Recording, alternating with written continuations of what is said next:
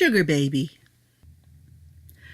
Dear Diary, my name is Courtney Blunt.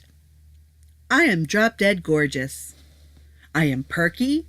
I got the breast and the ass that men would die for.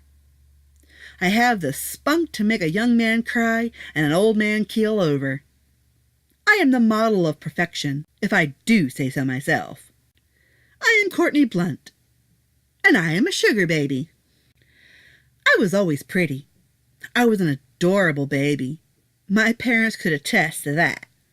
I have the ribbons, trophies, and pictures to prove it. I was a baby pageant champ. Even as I grew into toddlerhood and childhood, I continued to bring home prizes of some sort. I loved it. I was a little princess, and I definitely felt the part. My prettiness and adorable features always got me the things I wanted. The right stare and the proper pout, and people would melt and bend to my will. I never had to take no for an answer. Is it any wonder that I joined the cheerleading team? Granted, it was a horrible display.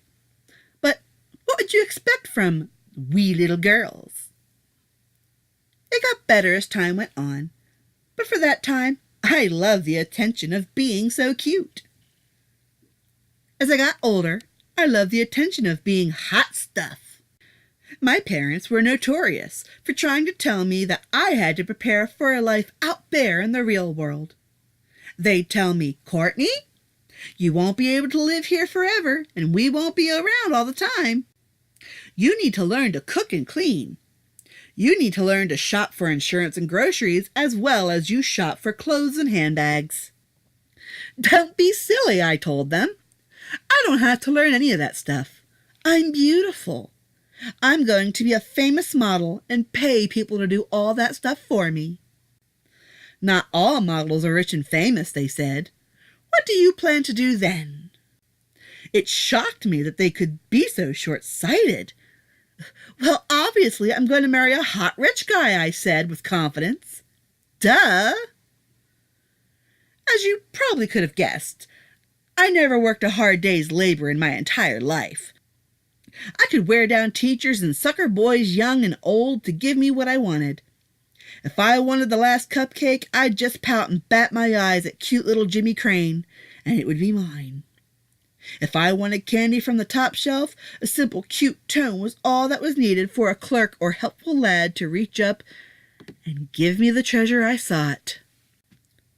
I even managed to have boys give me their lunch money with the hopes of getting a simple kiss on the cheek. Am I the model for a perfect daughter? Perhaps a perfect model, but not a model daughter. Truth be told, I had a naughty streak in me, and they needn't know about such things. I wanted them to believe in that fairy tale of their perfect little princess for as long as possible. Those little boys got their kisses on their cheeks. Those cute clerks got the hugs. The men I would ask for assistance, money, or gifts. I wasn't a prostitute. Let me make that very clear. I was not required to do anything in exchange for these gifts and services. Being beautiful was enough, and it afforded me a lot of perks in my life. I met Dr. Pat Oswald when I was 13. I had gone in for a physical. It was a requirement every year for the cheerleading team. He wasn't an old doctor like my other doctor had been. Old Dr. James Watson had finally retired, and this dashing man had taken over his practice. Dr. Oswald was immediately a crush of mine. I was a young girl in early puberty, and hormones were quite harsh with me. I was horrible during my periods, and I was far more boy-crazy than I had expected. Looking as good as I did only encouraged me. The boys were hitting puberty too, and I was now a prize to be sought and conquered. Believe me, I made them work very hard for little to no payoff, and I still was able to string them along. They never could learn, led by the brain in the wrong head. Dr. Oswald had a wife. I saw pictures of her in his office. It didn't appear that he had any children. He didn't have any pictures of them anywhere to be seen. In this sort of profession, showing off his marital and breeding successes would have been quite the norm. I was rather glad to see he had no children. I doubted there would be a child in his care that was old enough for me to chase after anyway, even if children had been present in his marriage. I felt a bit disappointed, however, to see his wife. She was pretty, simply just pretty. She was nothing more spectacular than that. Acceptable she was, but no bombshell. He didn't look at me the way that I looked at him. Not then. I laid it on pretty thick, so he was certainly clear on how I felt. Perhaps looking back on it now, it was rather awkward to have a mere child, just hitting her teens, putting the moves on him. I was rather dramatic in my movements when he needed to check this or that, and my comments were quite the tease. I only got to see Dr. Oswald on occasion, and I was always sure to show my interest. He smiled politely, never rejecting me outright, but dancing about his dismissals with bright blushes on his cheeks. Luckily, he was not an exclusive prize. Now, don't go thinking that because I was hot with the hormones that I was a total dimwit. Granted, I was not particularly an honor roll student, but I made B's and C's regularly. Perhaps looking back, I should have taken that education a bit more seriously. I had been too flippant and distracted. I also had clear boundaries. Sure, I was quite the naughty girl in my aspects. I was by no means entirely innocent, but I did keep to myself what everyone wanted. I was determined to save my virginity for the right guy that I wanted to marry. I would always make that clear, and the guys would take it or leave it. Most accepted this and settled for whatever I gave them. A lot of things were still on the table, but that one thing was not. Those other things afforded me great perks in and out of the classroom. Now, do let me be clear that not everyone should do the silly things I did. Looking back, I do feel a bit foolish for it all. Those men, perhaps, no, definitely should feel ashamed for falling for the temptation. I would not suggest anyone do as I did. Would I do it all again? Well, I'd like to say I wouldn't, though I think if I were young again I would, because brains were not my strong point in those days. Old habits die hard, but they are entirely bad habits. And it was temptation, by the way. It was not propositions all the time. Sometimes it was my own decision pushed upon them. Some stopped me, and some didn't. I suppose that was how I ultimately got the attention of dear Dr. Pat Oswald. I had lied about an ailment to see him. He was still my #1 crush, after all. Imagine his surprise. I needn't trouble anyone with the details. It certainly tumbled over the line of illegal for both of us. I think it's safe to say he definitely got the message after that. I had him where I wanted him now. Oh, I suppose it was a bit of blackmail, but he sure didn't seem to mind the pleasant alternative. I really didn't care that he was married. Pat was super sexy, and he was loaded. I was hooked. After our incident, and a couple more to test the waters, he became my exclusive squeeze. Why bother with the minnows when I had this shark?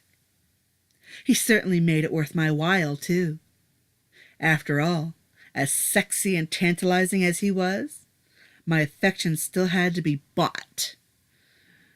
I was just kind enough to give him a few free samples. The arrangements were clear. I was his girlfriend, his mistress, his sugar baby. It was a relationship, and I believed we loved each other. But I still had a high maintenance demand, and he seemed fine with buying my love and my silence. He would tell me often that he loved me, as he presented me with some gift or other, or perhaps a nice exclusive trip to Italy or the Bahamas in the guise of some far-off business trip or doctor seminar.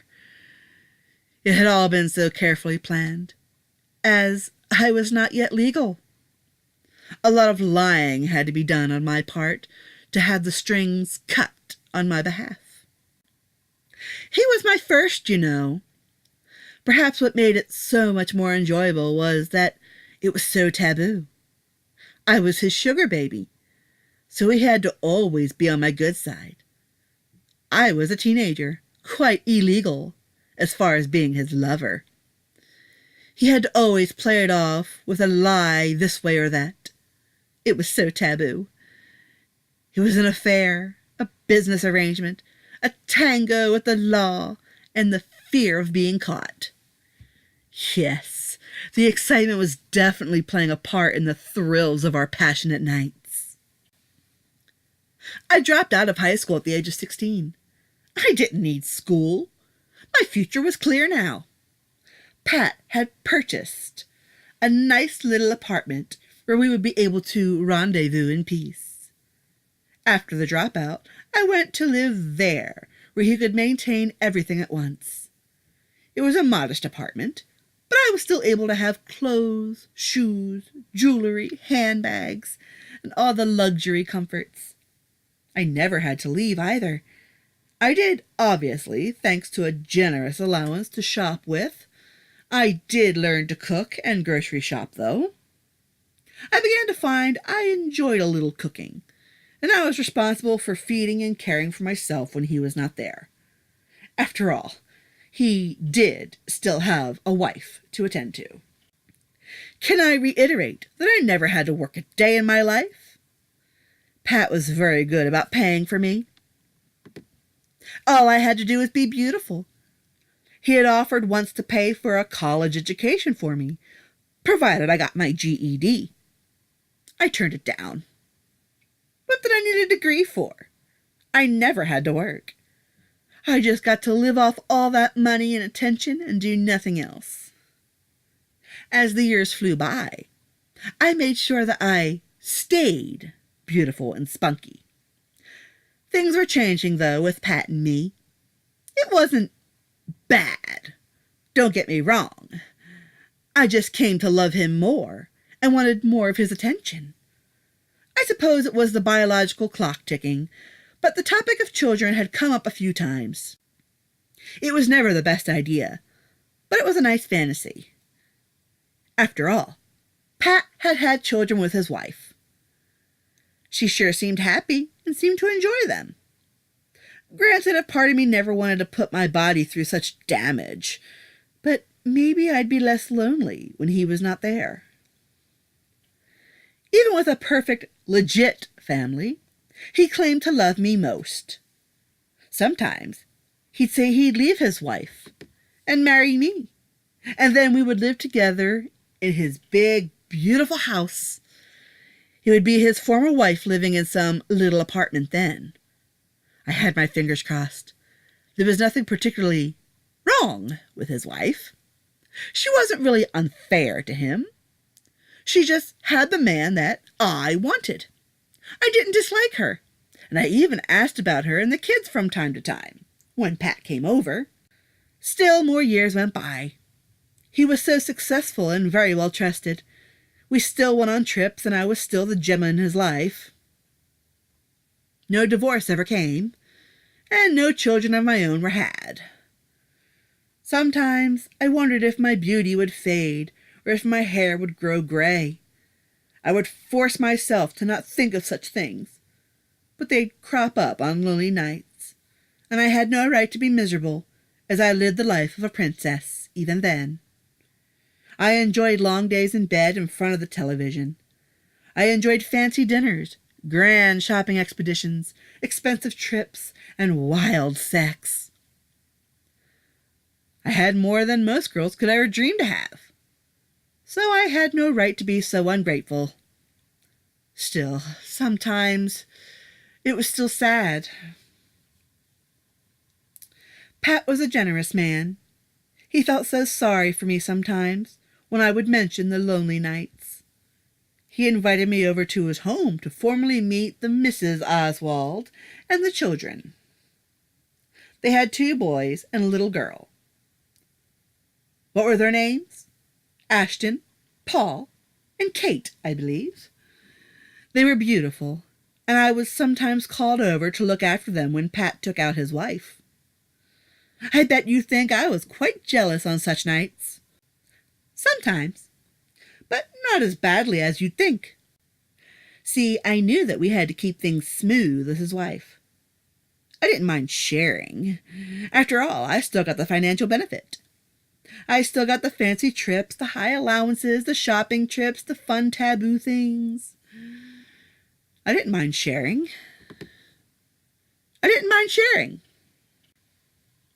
They were good kids, and she was such a nice woman.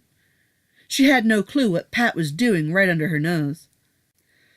Perhaps morality was threatening to settle in from time to time, but I always shooed it away.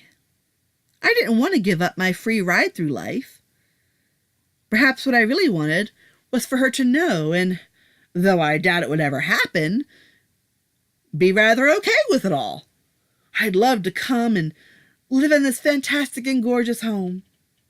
I would be very happy being a sister wife.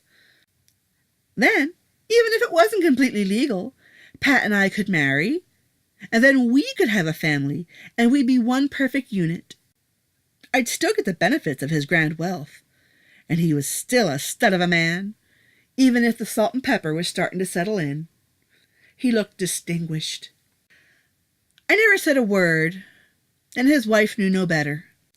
It was a pity and a blessing. She made my love life so hard, since I could not have the husband I wanted nor the children I wanted. She was in the way. Yet she was so kind to me, and in general. He had married himself such a good wife. I remember that day like it was yesterday. I had mixed feelings, both of joy and dread. I was so eager to have Pat to myself that night. It was the day of little Kate's birthday party. A lot of 6-year-olds ran around the lovely yard, and I helped Pat's wife to host that party. I was aglow, for I really loved being with the kids, and the party was a big hit. The Oswald family did the birthday parties big. But reasonably big. Anyway, it was not the success of the party that had me excited to talk to Pat. I found out that I had become pregnant. Finally, Pat and I could have a little family too, and I wanted my child, or children, to have just as wonderful a life as Pat's other children. One way or another, I knew I'd be okay. He would pay child support, or he'd be entirely supportive. I knew my Pat, though. He loved kids, and I wouldn't mind giving up some of the more elaborate gifts for this. I didn't need to go to Italy every few months, or shop in New York every other weekend. I was becoming a bit more settled and a little less crazy. I think Pat was a little relieved.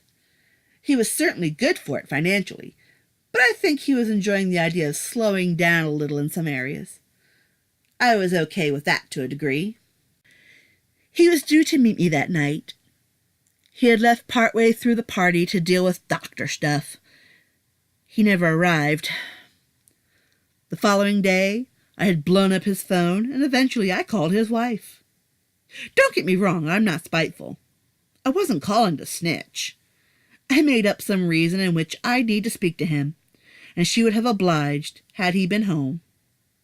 Instead, she was rather upset. That streak of jealousy was in me to think he had found someone younger and perkier than I. Maybe she had found out about them, as she was still sweet and civil with me. She couldn't have known about us. That wasn't the case, however. Her next statement shattered my world. Pat had a heart attack at work, she told me. He didn't make it. It took a moment to really let that process and sink in. It wasn't another woman. He was gone? Gone? My Pat? The father of my unborn baby? He was gone? It was such a beautiful funeral, if a funeral could be considered beautiful. Mrs. Oswald, the children, and I cried the hardest out of all the mourners. It began to pull hard on my heart, and perhaps my morality. I had never worked a day in my life.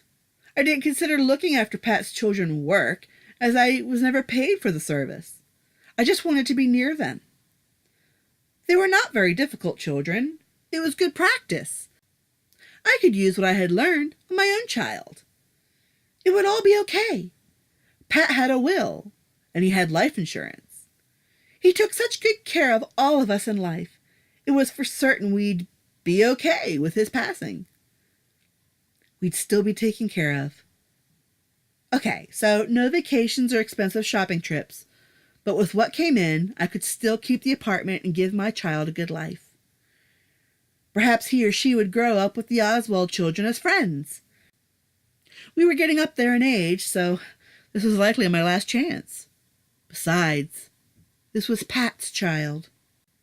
I had offered to go with Mrs. Oswald to the reading of the will as emotional support. As we were waiting for the attorney to become available, the nagging finally got the better of me.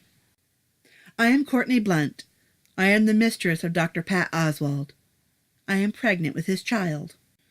Mrs. Oswald looked at me with disbelief. What? She asked. You've been having an affair with my husband? She buried her face in her hands. It's always the babysitter. It's not the babysitter, I told her. We've been together since I was 15. I was his sugar baby. She was obviously upset. I don't blame her. I suppose the childish part of me hoped she'd not take it so hard, take pity on me the way men had always done, and move me into the house with her so we could raise the children together and be a family to love Pat's memory. Mrs. Oswald wasn't a man, though, and it had been a long time since I was a young cutie that could pout my lips and bat my eyes. I was still a knockout for my age, but age was starting to peek through. Mrs. Oswald was already showing signs of it. She was in her 50s now. I was in my 40s. We had never been too far from each other, age-wise. Pat was older than his wife, and she was older than me. Still, he had died far too young. Needless to say that she did not take it as well as I had hoped. She was quite angry at me and at Pat. They'd only been married 3 years before Pat and I started our rendezvous meeting. Nearly their whole marriage he had been with me. I felt I owed it to her to tell her the whole story, admit to her that I loved Pat, I loved her, and I loved the children. Perhaps I could gain some mercy from her. The family had been a place of great fondness in my heart. She had the last laugh. We went in to hear the reading of the will. He had left a large sum of money to Ashton, to Paul, and to Kate. They were trust funds that would gain interest. They'd be well off by the time they went to college and beyond if they were careful with that money. Mrs. Oswald got the bulk of it all, including ownership of the apartment Pat had purchased for me. I got nothing. I didn't get an honorable mention. I didn't get a red cent. It was as if I never existed. All those years of believing we had grown together, and I was just a fling. I was his mistress. I was his sugar baby. It wasn't the same. It was just a rather expensive thrill he had cheating on his wife and getting jiggy with a girl who was underage at the time, grew up gorgeous, and provided some company in wild sex. I was perfect as his trophy, but one virtually hidden. Apparently, Mrs. Oswald was the pearl of his life all those years. I felt hurt. I felt betrayed. I truly was at Mrs. Oswald's mercy now. I almost wish I hadn't said anything. She'd have taken pity, perhaps. I knew I was done for. She wouldn't tolerate me now. I didn't have a penny to my name. Just a small amount of money left over from the allowance Pat had left me. Thank goodness I hadn't gone and spent it. "You're going to throw me out of the apartment, aren't you?" I asked her. She looked at me so sternly, and with such disappointment. I couldn't say I blamed her. "I don't have anywhere to go and no money. I've never worked before, and I'm pregnant." Would I get any pity? Yes. It wasn't what I had hoped for, but considering my position, I couldn't complain even if I wanted to. "You have never worked." "Then you better do that," she told me. "You need to get your priorities straight." Mercy. It wasn't perfect, but it was something. She let me stay in the apartment, but I owed her rent. I wasn't her sister wife or anything of the sort. I was her tenant, nothing more. She made sure that the rent hurt just enough to make sure I worked, but was lenient enough to realize that a single mother has it rough. She wouldn't fall prey to the cute girl I had been, but she had enough pity to work with me. I had thought about keeping up my trade, so to speak. I don't think I'd ever find someone to love like I did Pat. Then again, was it true love? For me, it was. I loved Pat. He apparently had never gone beyond our initial agreement. I was his toy. I had been fine with that then, but it hurt now that I had grown and matured. I didn't feel confident trying to get another sugar daddy. Once men saw I had a child, they lost interest pretty fast. They wanted hot young trophies like the sort of girl I had been. I wasn't that fox anymore, and it really showed both mentally and physically. The pregnancy had put weight on me that I couldn't lose, and I knew that soon my perky breasts would sag. It took a lot of work to be gorgeous, and I couldn't afford the luxury as often or as easily as I once did. My money was tied up in the bills I had once never had to pay. It was for things for my child as she grew. I had to do it on my own, and it was hard to hold a job. After all, I was in my 40s and had never once worked a day in my life. If it weren't for the pity of Mrs. Oswald claiming to be my boss during the days of babysitting the children, I don't think I'd have a job now. My paycheck is terrible, and the tips aren't always great. But it's something, and it's something I earned for myself. I wish things had been different, and I had prepared better, and a part of me wouldn't change my early life due to the grand scale of it. Maybe I still have things to learn in order to quiet that inner child on those lonely nights. I am Courtney Blunt. I was a sugar baby. I was a mistress. I am a mother. I am Courtney Blunt, and I am a waitress at Nickelby Diner. So yeah, that was Sugar Baby, and probably one of the more contemporary pieces in the collection. I really don't have a whole lot to say about this. It did have a single release, so it does have its own cover, and it is available for purchase on its own, ebook only. But it was more of a tangent or free writing experiment. I had the idea in my head and I just kind of went with it. And it only took a few hours to write. It's certainly not my best piece, and it's certainly not my favorite piece, but I wouldn't consider it my worst either. I kind of wanted to follow this process of this child becoming this worn down, middle-aged woman. And I did try to convey that in reading it, the more bouncier voice when she was younger and the more flattened of a voice as she got older and more mature, quote-unquote mature. But that's all I can really say about it. There's not much else to say about it. Like I said, it's not as well planned as the other. It doesn't have any grand backstory. It just kind of is what it is.